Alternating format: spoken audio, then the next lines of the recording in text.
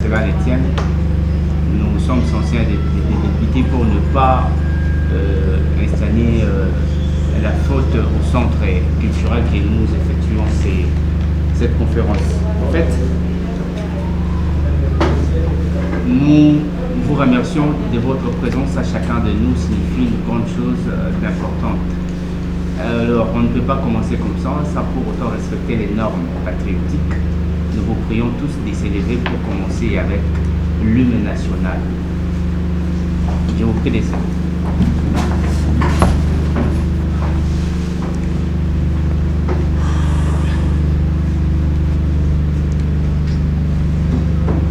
Une, deux, trois.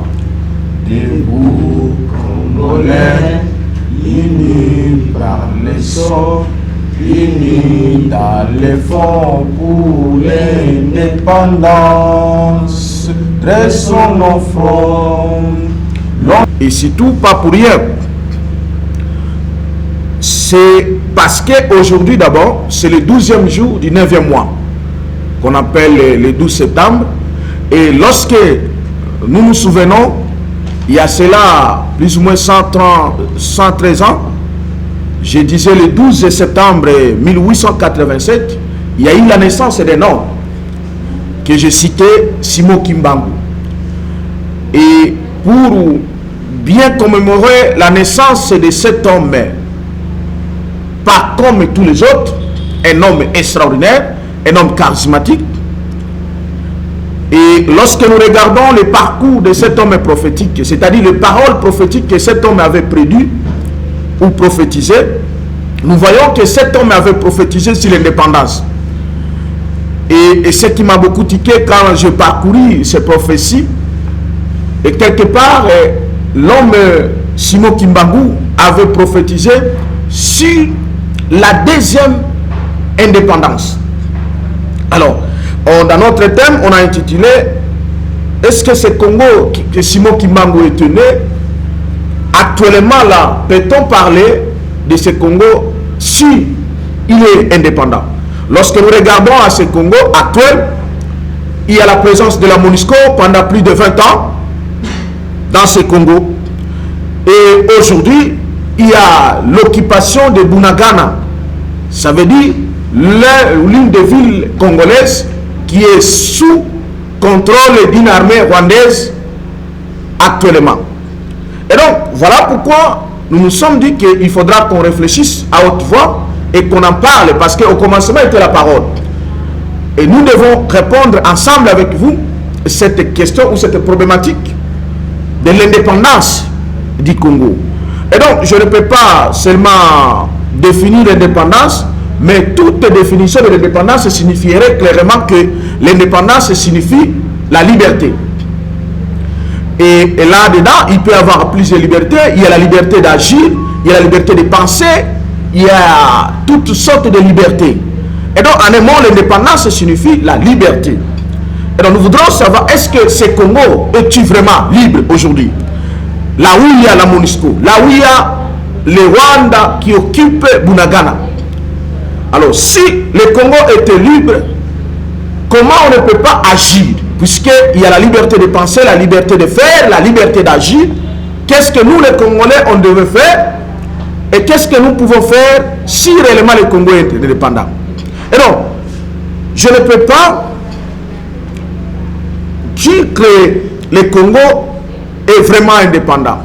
Puisque lorsque, à ma grâce prophétique, je rentre dans ce que le prophète Simon Kimbangu avait prédit, et Kimbangu avait dit qu'il y aura la deuxième indépendance. Et la philosophie indique que lorsqu'on parle de la deuxième indépendance, car l'indépendance signifie qu'il y a un peuple qui quitte de l'esclavagisme ou la dépendance d'un autre peuple. Et donc, en 1887, quand Simon Kimbangu était né, nous étions dans la colonisation occidentale représentée par la Belgique. Et cet homme a œuvré, l'homme qui avait fait 30 ans de prison, à cause de réclamer cette indépendance. Et enfin, en 1960, on a obtenu, entre guillemets, une indépendance le 30 juin. Et maintenant, aujourd'hui, depuis 1960 jusqu'à aujourd'hui. Et la situation que nous vivons peut nous dire que nous sommes réellement indépendants. Et c'est là où nous sommes allés intérioriser Dieu, intérioriser même la science, intérioriser notre conscience. Et en regardant les paroles de Dieu qui avaient produit par cet homme et le prophète Simon Kimbangu, nous avons découvert ce que nous venons de dire de tantôt, qu'il avait prophétisé qu'il y aura la deuxième indépendance. Oh. Alors, quand il dit qu'il y aura la deuxième indépendance, ça veut dire seulement qu'il y aura aussi la deuxième colonisation. Parce qu'on ne peut pas avoir la deuxième indépendance sans qu'il n'y ait pas la deuxième colonisation. Et non. Mais il faudra maintenant que nous puissions connaître cette deuxième colonisation. Puisqu'il y a beaucoup de peuples, ou beaucoup de gens même de manière individuelle, qui sont souvent aussi colonisés, mais qui ne savent pas que je suis colonisé. Qui dépendent des autres, mais ils ne savent pas que je dépends des autres. Et lorsque nous avons intériorisé, posé les questions, regardé les événements, les effets, les actes, nous nous sommes dit que la présence de la MONUSCO au Congo représente quoi ou signifie quoi? Nous allons retrouver que l'Occident qui nous avait colonisé pour la première fois était venu de manière ouverte par la Belgique et toutes les forces sataniques et autres, et voire même utilisant certaines églises pour que nous puissions subir la première colonisation. Et après les révoltes de nos frères, dont c'est les Congolais du 4 janvier, et d'autres, les Lumumba, Kasavubu et les autres, qu'on a tués tous dans les pratiques occidentales,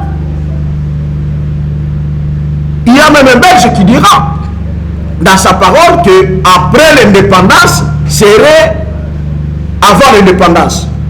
Quand vous dites que même si vous prétendez aujourd'hui que vous avez obtenu l'indépendance, nous allons encore vous retourner dans la même colonisation. C'était ça la parole de ces Belges qui étaient venus seulement presque confirmer la parole prophétique de Simon Kimbangu, qu'il y aura la deuxième indépendance. Et maintenant, nous regardons aujourd'hui le système occidental que j'appelle satanique a développé pour nous amener une colonisation virement occidentale qui doit être représentée au Congo.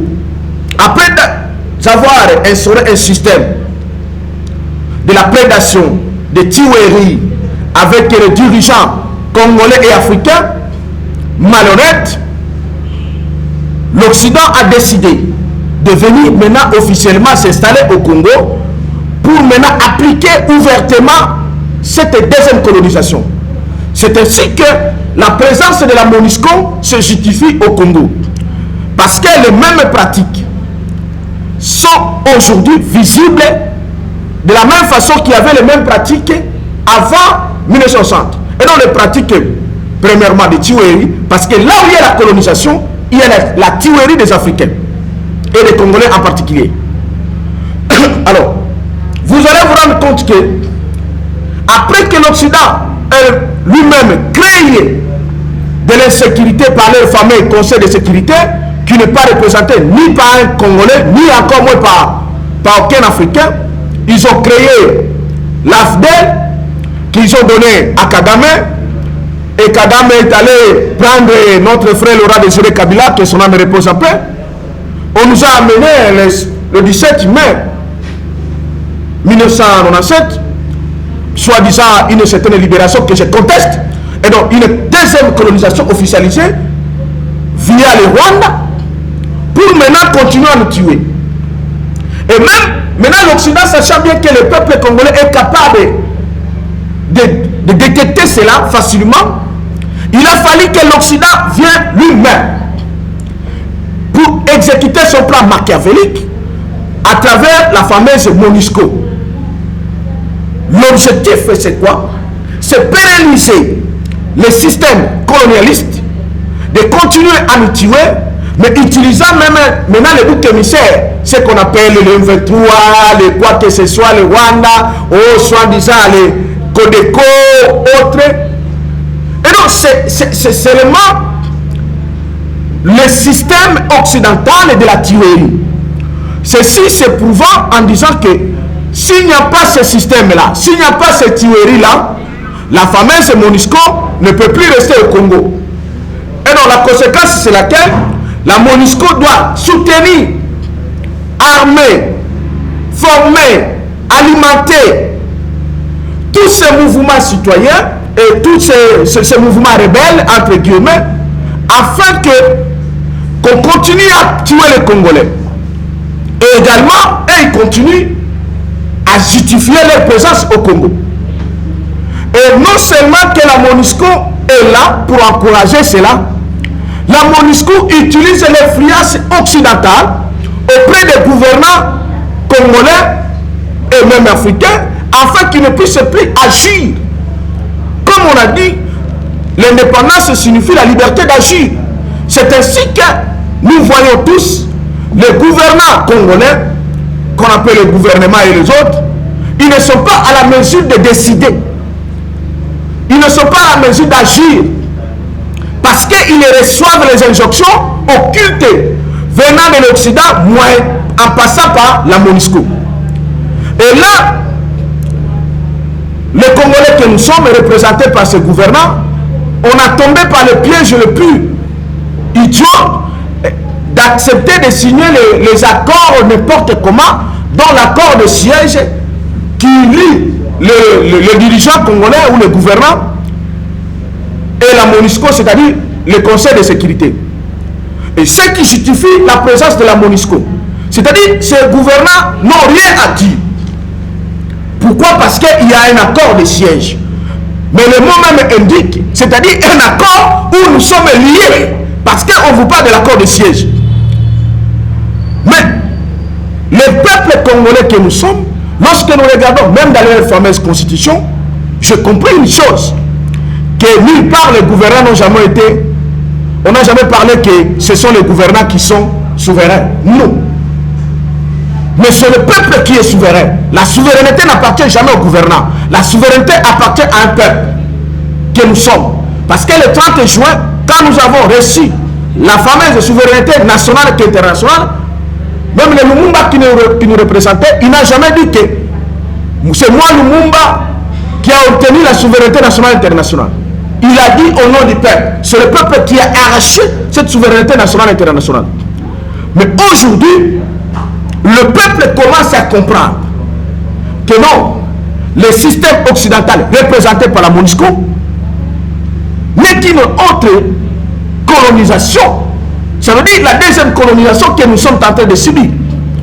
Pourquoi? Pour prouver cette colonisation, il faudra prendre au moins 3 ou 4 aspects pour comprendre que le Congo est vraiment sous la deuxième colonisation. Vous allez prendre sur le plan spirituel. Vous comprendrez qu'ensemble avec moi, les systèmes spirituels installés au Congo et en Afrique, c'est un système de la spiritualité étrangère, la spiritualité occidentale. C'est ainsi que vous trouverez 90% des gouvernants sont tous dans le occultisme aujourd'hui. Je répète, 90% des gouvernants congolais sont tous dans l'occultisme. Et fort malheureusement, même les gouvernants ou les dirigeants des confessions religieuses, ils sont aussi dans l'occultisme. Et qui dit l'occultisme, qui dit la spiritualité étrangère, c'est-à-dire la spiritualité occidentale.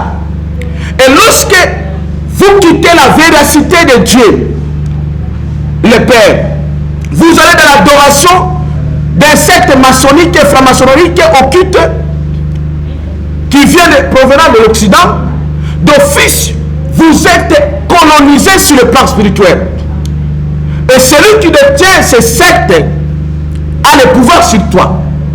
C'est comme ça que sur le plan spirituel, les gouvernants congolais actuels ne peuvent jamais agir en homme libre parce qu'ils sont liés d'abord sur le plan spirituel. En réalité, un homme, c'est l'esprit. Ça, c'est le premier aspect, le premier plan qui prouve que le Congo est réellement colonisé.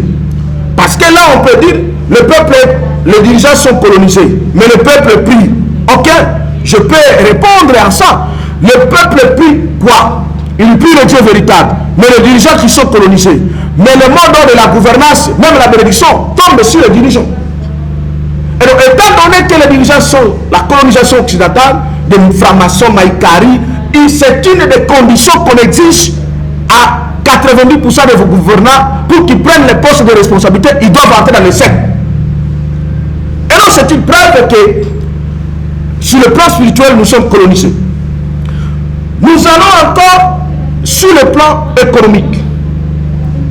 Lorsque nous regardons le système économique qui fonctionne dans notre pays, vous allez prouver ensemble avec moi que tout ce qui est de l'économie congolaise, à 90% vient de l'ordre occidental. Sans oublier à manger. L'argent, aujourd'hui on parle plus de dollars au Congo que les francs congolais. L'argent vient de l'Occident. Les carburants aujourd'hui viennent de l'Occident. Là, ce qu'il faut manger, la nourriture, du riz, ça vient de l'Occident. Même si à Bumba ici, on peut cultiver du riz, il y en a beaucoup d'ailleurs qui sont là-bas. Les poissons, les chanchards, les thomsons, ça vient de l'Occident. Même si le fleuve Congo en a autant de poissons. Qu'est-ce qui est caché dans ce système? C'est-à-dire que les gouvernants que vous voyez, ils reçoivent des ordres en provenance de l'Occident, leur interdisant de ne pas pêcher, de ne pas acheter ni les bateaux de pêche, de ne pas cultiver, parce que les riz doivent venir de l'Occident. De ne pas installer une société qui peut pétrolière au Congo, véritable des Congolais, parce que ça vient de l'Occident. Les minéraux, les matières premières qui gorgent le Congo, dont de l'or, le diamant et les autres, on laisse toutes ces richesses aux sociétés occidentales. Et ces dirigeants, pour avoir l'argent, ils doivent aller demander auprès des mêmes maîtres occidentaux qui prennent notre argent ici. C'est-à-dire qu'ils n'ont pas la liberté de faire. Comme ils n'ont pas la liberté de penser sur le plan spirituel, ils n'ont pas aussi la liberté de faire parce qu'ils sont liés par le système occidental. Troisièmement, sur le plan militaire, puisque l'indépendance explique aussi la souveraineté. Or, si vous lisez même dans les constitutions, un État souverain doit avoir une armée nationale. Mais la présence de la MONUSCO au Congo, qui contient en elle autant d'armées, autant des armées, a brisé déjà notre souveraineté. Parce qu'au Congo, on n'a plus une armée. On a des armées. Alléluia, gloire. On a des armées étrangères. Occidentales, premièrement. Et ensuite, cela, on ajoute maintenant des armées africaines qui sont au service d'elles-mêmes Occident. Et donc, les fils, qu'en regardant cela, tout Congolais averti doit se mettre en tête que ce Congo de Simon Kimbangu n'est pas indépendant. Et donc, Simon Kimbangu n'avait pas tort de dire que vous obtiendrez la deuxième indépendance. Et donc, pour bien obtenir la deuxième indépendance, il faut d'abord identifier la première colonisation. Et donc, le peu d'éléments que je viens d'expliquer prouve clairement, identifie clairement que nous sommes colonisés. Nous dépendons des systèmes sataniques occidentaux. Sans ajouter aujourd'hui les armées qui sont devenues encore qui entrent comme une verre. Et donc, la réponse aujourd'hui, la présence de la MONUSCO au Congo prouve à suffisance que nous ne sommes pas indépendants. Et cela s'ajoute encore avec l'occupation de Bunagana, puisque l'armée congolaise n'a pas le droit de chasser les petits Rwandais qui sont à Bunagana. Pourquoi? Parce que la MONUSCO sait bien que nous allons vers la fin du mandat. Comme leur mandat se renouvelle chaque fin d'année. Il fallait créer les M23, recréer les M23, leur donner l'occupation de Bunagana, tuer les Congolais et Congolaises, d'autres qui sont chassés à Burundi ou ailleurs, il faut les sacrifier pour justifier leur présence au Congo. C'est ainsi que les gouvernants, les autorités que nous avons aujourd'hui, ils savent cela que ils ont été donnés le mot d'ordre de ne pas attaquer les Rwandais qui sont à Bunagana parce que les tous, ils sont beaucoup plus choisis par l'Occident pour utiliser leurs plans sataniques.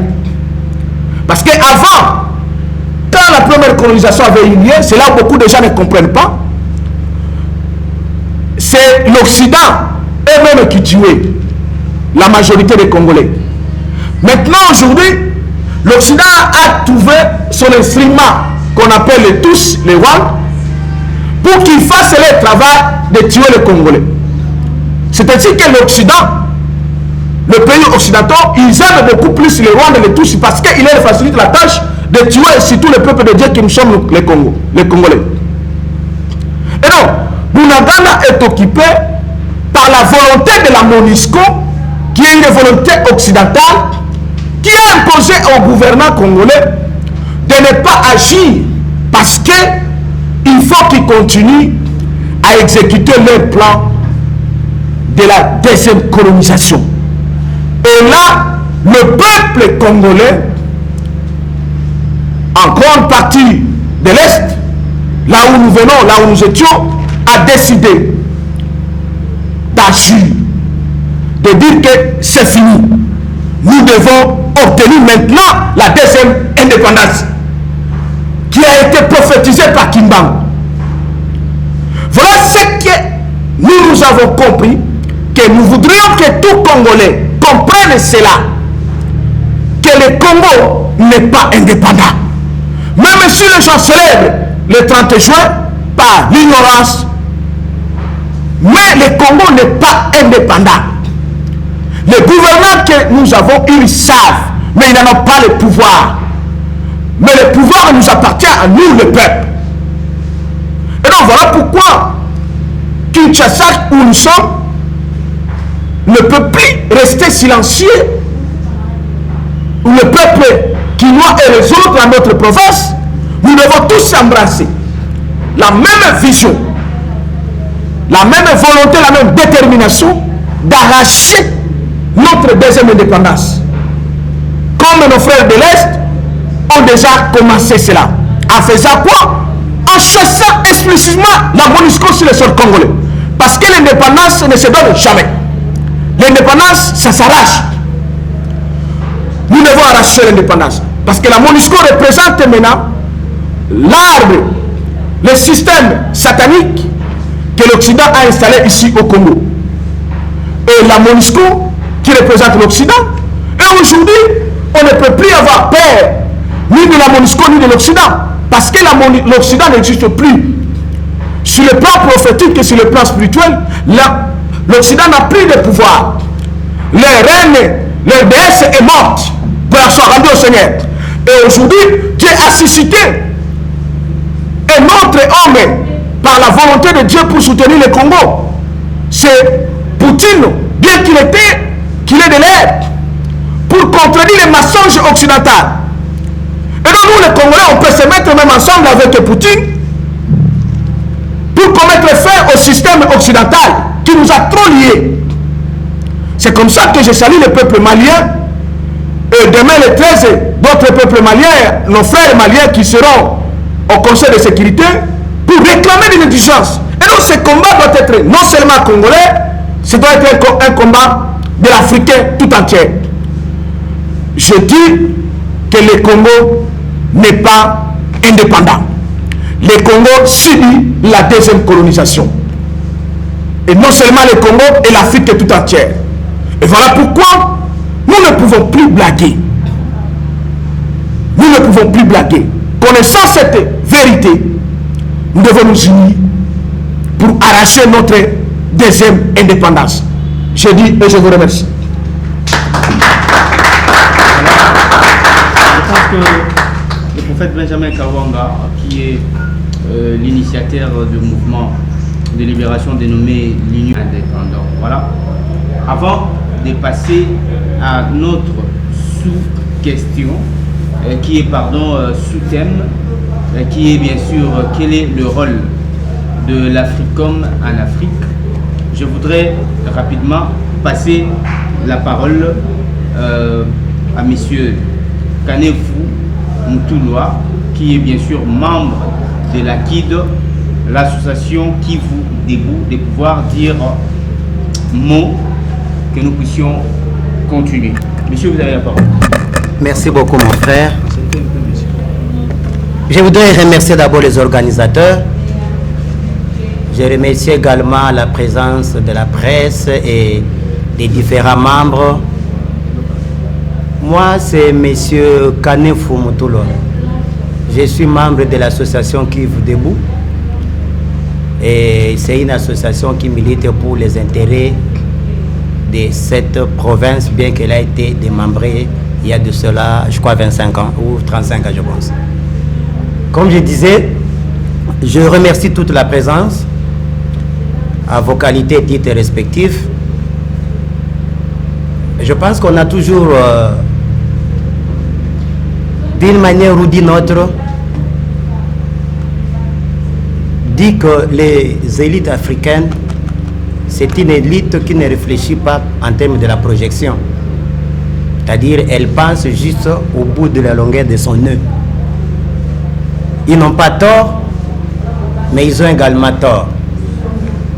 Lorsque le prophète m'a demandé d'intervenir, je me suis posé la question, a-t-il vraiment pris le temps de m'inviter là-bas?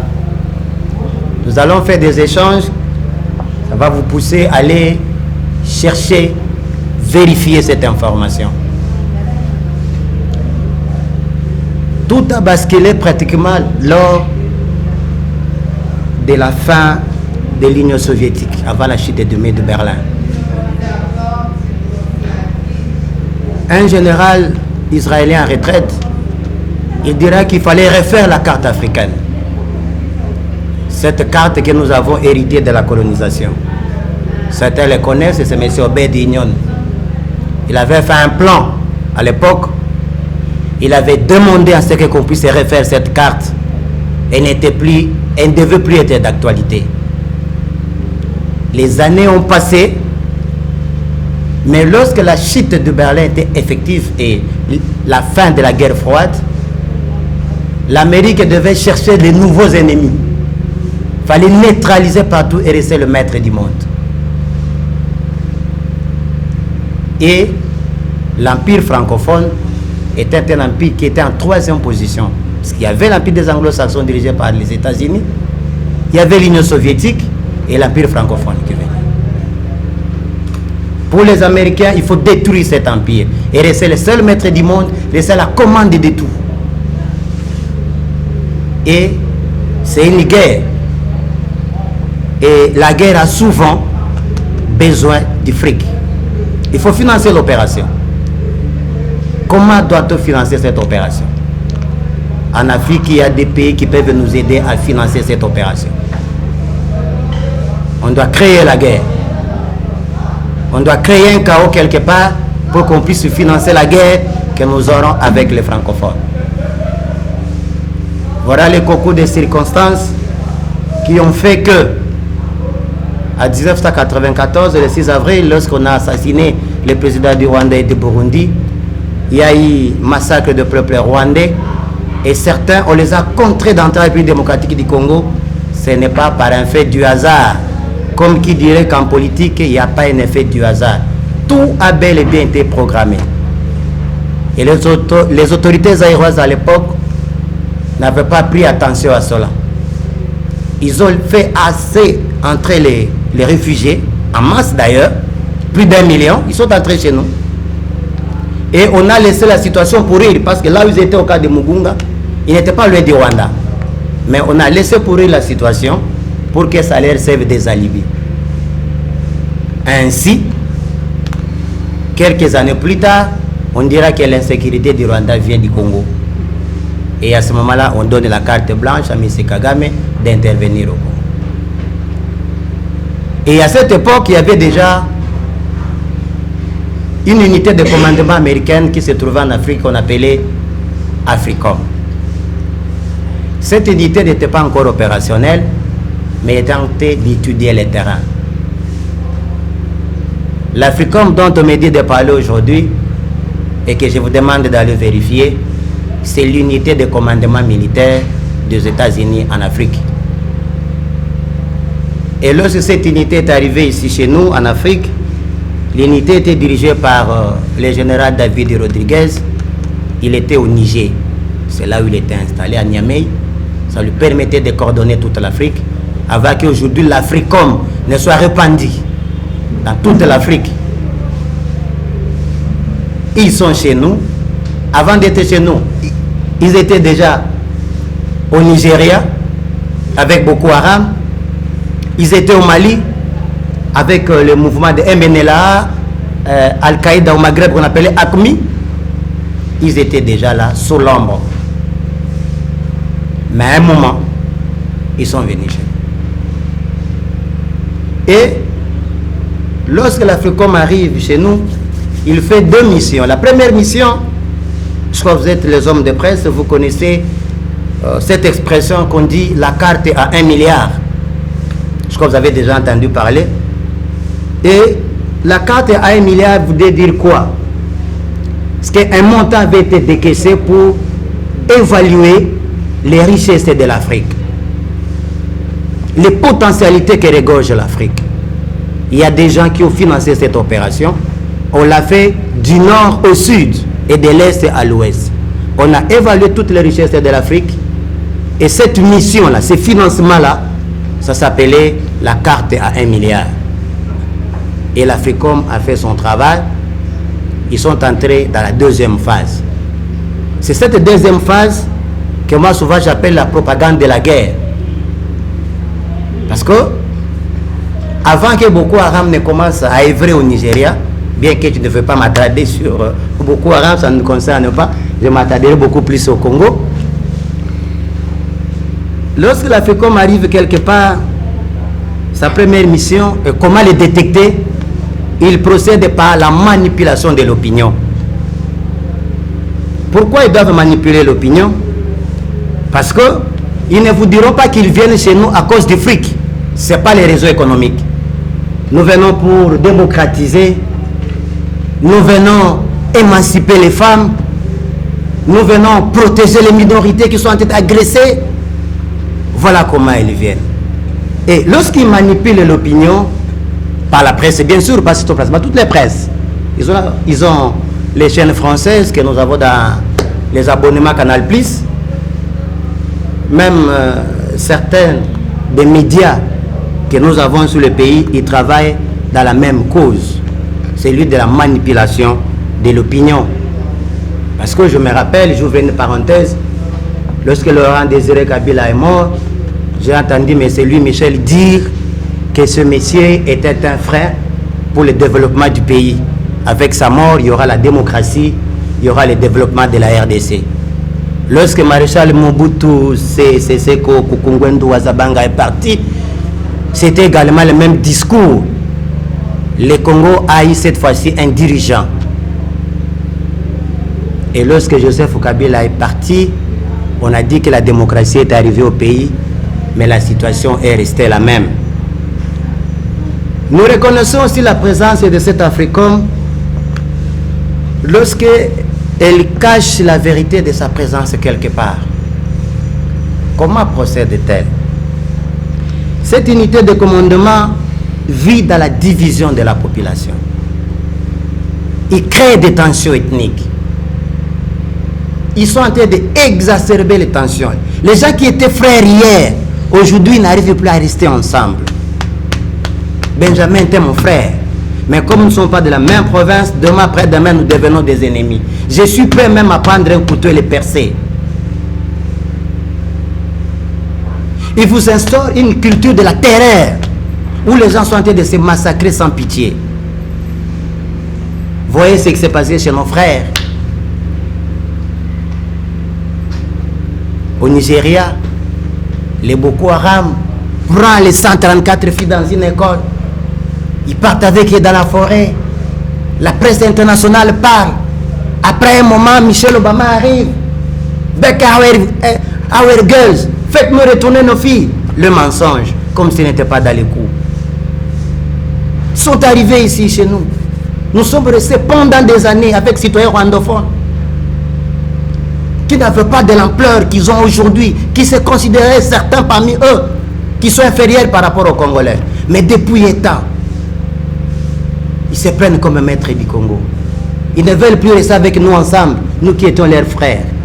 Nous qui les avons acceptés dans nos universités. Ils nous massacrent à Kassik, à Makobola. À Beni Boutemo, ça devient monnaie courante. La terreur a érigé comme un système, comme un mode opératoire. Généralement,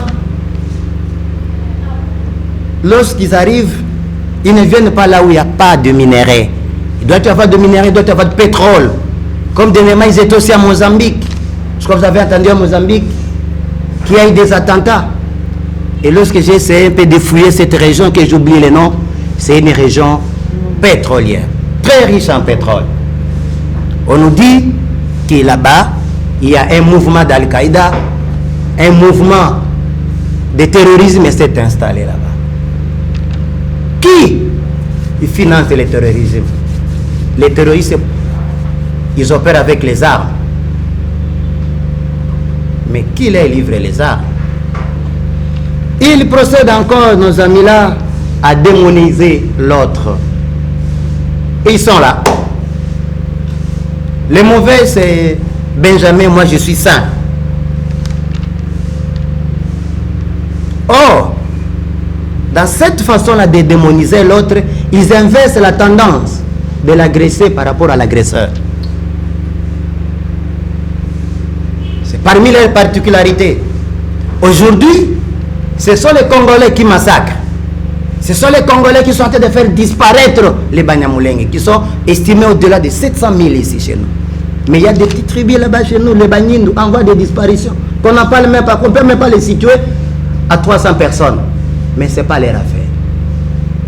Le problème, qu'il faut inverser la tendance dans l'information. Toute la communauté internationale ne parle que du Rwanda aujourd'hui. Ce sont les Congolais les méchants. Les Congolais veulent faire disparaître les autres. Dans cette propagande, nos amis, ils procèdent également en monopolisant les débats. Ils ne veulent pas vous donner le temps. Regardez bien s'il y a un Congolais qui veut parler du mal de la MONUSCO ou de la présence de tous ces amis étrangers qui sont venus nous massacrer ici. On va lui priver les médias. Même les salles comme ça, c'est nous, peut-être en sortant là-bas, vous verrez les services de sécurité nous, en train de nous pourchasser. Ils ne vont pas vous permettre à vous exprimer. C'est à eux de monopoliser les débats. Ils gèrent le média. Lorsqu'une fois je voulais intervenir dans une presse internationale, que je préfère me taire, j'ai appelé, je posais la question par rapport à la démocratie. J'étais surpris de voir le président français embrasser le roi d'Égypte en disant qu'il était son frère, son ami. Il a apprécié le développement qui est en Arabie Saoudite. Mais il oublie une chose, que là-bas les femmes n'ont pas les droits comme partout ailleurs au monde. Les femmes sont marginalisées là-bas. On ne parle pas d'émancipation de la femme en Arabie Saoudite. Il n'y a pas la démocratie de la même manière qu'ailleurs. La liberté d'expression n'est pas la une. Mais vous verrez ces gens débarquer dans les monarchies asiatiques parce que ils trouvent leurs intérêts. La présence de l'Africom en Afrique, c'est pour les frics, pour des raisons économiques. Mais ici, chez nous, j'ai toujours donné à quelqu'un le temps d'aller fouiller. Essayez de fouiller qu'est-ce qui se cache derrière la carte à 1 milliard. Cette carte a déjà été mise sur le marché, ça fait plus de 5 ans. Et c'est sur base de cette carte qu'il y aura l'intensité des guerres à l'Est à un niveau tu n'as pas l'idée. À cause de la présence de cette carte, on peut même nous amener les dirigeants que moi j'appelle les nouveaux colons. Ils ont la peau noire, mais ils sont les premiers à coloniser leurs frères, piller leur pays et aller investir à l'extérieur. Ils préfèrent construire en Europe, construire en Belgique, et non pas construire ici. Ils préfèrent voyager en Europe. Il est en congé parlementaire, c'est bien d'aller en Europe. Il va aller faire quoi à Boende? Il ira peut-être à Boende pendant la période électorale. Il va aller faire quoi à Kwamut? Qu'est-ce qu'il va aller faire à Mayombe? Mais il doit aller en Espagne, il doit aller en Angleterre. Les nouveaux colons. Moi, je les appelle comme ça les nouveaux colons. Lorsque vous élaborez le budget n'est pas national. Le budget est le budget des institutions de la République. Ils prennent cet argent, ils amènent ça chez l'homme fort qui est l'Occident. Et moi, mes amis, j'ai toujours dit que la manière de procéder de ces gens ne m'échappe pas. Je reste tout mon temps en train de réfléchir et de regarder comment ils procèdent. Parce que je me pose toujours la question pourquoi il y a tant de guerres. Or, les Nations Unies ont été créées pour lutter contre les fléaux de la guerre, à 1945, je pense. Oui. À la fin de la Deuxième Guerre mondiale, on avait constaté que l'humanité a connu des crimes qu'on ne voulait pas que ça revienne. Et on a mis les Nations Unies. Mais curieusement, les Nations Unies, par le Conseil de sécurité, est devenue une institution pour légitimer les guerres, pour marcher sur le peuple faible au nom de la démocratie. Au nom de la démocratie, ils n'hésitent pas à éliminer les nationalistes de tout pays qui ne se plient pas au dictat de l'Occident. Je ne suis pas contre. Je parle de la classe oligarchico-européenne. Je ne suis pas contre les Européens. Peut-être moi, si j'aimerais un jour voyager en Europe, peut-être qu'on va me servir les mbala comme disent les Quinois. Mais je parle de la classe oligarchique. Cette classe. Comment j'ai encore conclu leur manière de procéder pour les reconnaître qui sont là? Ce sont des gens qui provoquent les conflits et qui font que les hommes qui se battent ne puissent pas identifier ceux qui ont créé les conflits. Les Congolais et les Rwandais sont en train de se battre, ils ne comprennent pas que ce ne sont pas eux qui ont créé les conflits. Ils ne se montrent pas comme eux, les investigateurs. Lorsque les rapports des Nations Unies, les rapports mapping, dans les rapports mapping, on ne cite que le Rwanda. Mais les matières premières ne sont pas transformées à l'état brut au niveau du Rwanda. On les transforme quelque part. On ouvre seulement une ouverture pour que les matières puissent bien passer. Mais cela n'a pas empêché que Luka Latinacho ne puisse pas mourir ici à Kinshasa, mais dans les carrières minières, et pourtant il était un ambassadeur. Je conclue aussi en disant que je les reconnais également lorsque ces gens-là financent les deux parties à la fois. Il y a des moments où ils nous financent, nous les Congolais, parce que ils doivent financer les Congolais, ils doivent financer les Rwandais.